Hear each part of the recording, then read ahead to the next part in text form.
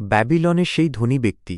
প্রাচীন ব্যাবিলন শহরের কথা, যে শহর তার সোনালী প্রাসাদ, সুউচ্চ প্রাচীর এবং অপার ঐশ্বর্যের জন্য সারা বিশ্বে বিখ্যাত ছিল। কিন্তু এই প্রাচুর্য সবার জন্য ছিল না। শহরের অলিগলিতে অনেক সাধারণ মানুষও থাকত, যাদের জীবন ছিল টানাটানির। এমনই দুজন ছিল বানশির, একজন প্রতিভাবান সঙ্গীতজ্ঞ, আর কবি, একজন দক্ষ রথ নির্মাতা। দুজনেই পরিশ্রম করত, কিন্তু তাদের থলে সবসময়ই খালি থাকত। এক বিকেলে ক্লান্ত বানশির তার আঙিনায় বসেছিল। তার হাতে ছিল একটি বীণা, কিন্তু তার মন ছিল বিষণ্ণ। হঠাৎ কবি তার কাছে এসে বসল। বানশির বন্ধু কবি দীর্ঘশ্বাস ফেলল। আমার কাছে একটি পয়সাও নেই। আমার স্ত্রী ক্ষুধার্ত, আর ছেলেটা কাঁদছে। আমাদের এই দুঃখের কোনো শেষ নেই। বানশির বীণায় বিষণ্ণ সুর তুলল। আমারও একই অবস্থা কবি। সারাদিন পরিশ্রম করি, সুন্দর সুর তৈরি করি, কিন্তু আমার থলে খালি থাকে। কেন আমাদের এমন দুর্দশা? কবি মাথা নাড়ল। আমার মনে হয় আমরা এমন কিছু জানি না যা অন্য ধনী ব্যক্তিরা জানে। আর্কাডের কথা ভাবো। সে আমাদের মতো সাধারণ ছিল, কিন্তু আজ সে ব্যাবিলনের সবচেয়ে ধনী ব্যক্তি। সে কি কোনো জাদুর মন্ত্র জানে? তাদের মনে আর্কাডের প্রতি এক ধরনের ঈর্ষা এবং কৌতূহল ছিল। আর্কাড তাদের বাল্যবন্ধু ছিল।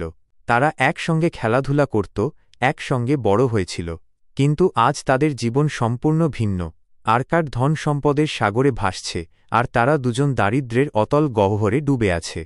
পরদিন সকালে তারা আর্কাডের প্রাসাদের সামনে গেল। প্রাসাদের বিশাল দরজা দেখে তাদের বুক কেঁপে উঠল। তবুও সাহস করে ভেতরে ঢুকল। আর্কাড তাদের সাদরে গ্রহণ করল। তার চোখে কোনো অহংকার ছিল না, ছিল কেবল পুরনো বন্ধুর প্রতি ভালোবাসা। আর্কাড, বানশির বলল, আমরা তোমার কাছে এসেছি একটি প্রশ্ন নিয়ে। তুমি কিভাবে এত ধনী হলে? আমরা দুজনেই কঠোর পরিশ্রম করি, কিন্তু আমাদের থলে সবসময় খালি থাকে। আর্কাড মৃদু হাসল। আমি কোনো জাদুর মন্ত্র জানি না বন্ধু। আমি কেবল কিছু সহজ নিয়ম মেনে চলি। আর্কাড তাদের এক গল্প শোনালেন। যখন সে একজন সাধারণ যুবক ছিল, তখন সে তার আয়ের একটি অংশ ভবিষ্যতের জন্য আলাদা করে রাখতে শুরু করে। সে তার উপার্জনের মাত্র 10% জমা করত। প্রথমে তার কাছে এটি খুব কঠিন মনে হয়েছিল, কিন্তু ধীরে ধীরে সে বুঝতে পারল এই অভ্যাসটি তার থলিকে ধীরে ধীরে ভারী করে তুলছে। প্রথম নিয়ম, আর্কাড বলল, তোমার উপার্জনের কমপক্ষে 10% সঞ্চয় করো। তোমার থলিকে মোটা হতে দাও। বানশির এবং কবি একে অপরের দিকে তাকাল। এই সহজ কথাটি তারা আগে কেন ভাবেনি? আর্কাড এরপর দ্বিতীয় নিয়মটি ব্যাখ্যা করল। সঞ্চয় করার পাশাপাশি তোমাকে তোমার খরচও নিয়ন্ত্রণ করতে হবে। অযথা খরচ করা বন্ধ করো। আর্কাড তাদের বলল যে তারা যেন একটি বাজেট তৈরি করে। এতে তারা বুঝতে পারবে কোন খরচটি জরুরি আর কোনটি শুধু বিলাসিতা। বিলাসী খরচগুলো কমিয়ে আনলেই সঞ্চয় করা আরও সহজ হবে। তৃতীয় নিয়ম, আর্কাড বলল, তোমার সঞ্চয়কে বিনিয়োগে লাগাও। সোনাকে এমনভাবে খাটাও যাতে তা আরও সোনা এনে দেয়। আর্কাড তার প্রথম বিনিয়োগের কথা মনে করল। সে একজন রুটিওয়ালার কাছে কিছু অর্থ বিনিয়োগ করেছিল। রুটিওয়ালা সেই অর্থ দিয়ে নতুন চুল্লি বানিয়েছিল এবং আরও বেশি রুটি তৈরি করতে পেরেছিল। ফলে সে আর্কাডকে লাভের একটি অংশ দিয়েছিল। এভাবেই আর্কাডের অর্থ তার জন্য কাজ করা শুরু করে। চতুর্থ নিয়ম, আর্কাড তাদের সতর্ক করল, তোমার ধন রক্ষা করো। এমন কোনো প্রকল্পে বিনিয়োগ করো না যেখানে তোমার মূলধন হারানোর ঝুঁকি থাকে। আর্কাড তার এক বন্ধুর কথা বলল, যে একজন লোভী ব্যবসায়ীর ফাঁদে পড়েছিল এবং তার সব সঞ্চয় হারিয়েছিল।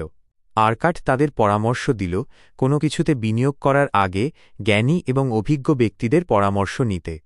পঞ্চম নিয়ম, আর্কাড বলল, তোমার ভবিষ্যতের আবাসনের ব্যবস্থা করো। নিজের একটি বাড়ি থাকা আর্থিক স্থিতিশীলতার জন্য খুবই গুরুত্বপূর্ণ। আর্কাড যখন তার প্রথম বাড়িটি কিনেছিল, তখন সে নিজেকে সবচেয়ে নিরাপদ মনে করেছিল, কারণ তার একটি স্থায়ী আশ্রয় ছিল যা তাকে মানসিক শান্তি দিত এবং তার সম্পদ বৃদ্ধি করত। ষষ্ঠ নিয়ম, আর্কাড তাদের শেখাল, ভবিষ্যতের জন্য আয়ের উৎস তৈরি করো। বীমা বা অন্য কোনো বিনিয়োগের মাধ্যমে নিশ্চিত করো যে তোমার বৃদ্ধ বয়সেও নিয়মিত আয়ের ব্যবস্থা থাকে। সবশেষে আর্কাড সবচেয়ে গুরুত্বপূর্ণ নিয়মটি বলল। সপ্তম নিয়ম, নিজের জ্ঞান ও দক্ষতা বৃদ্ধি করো।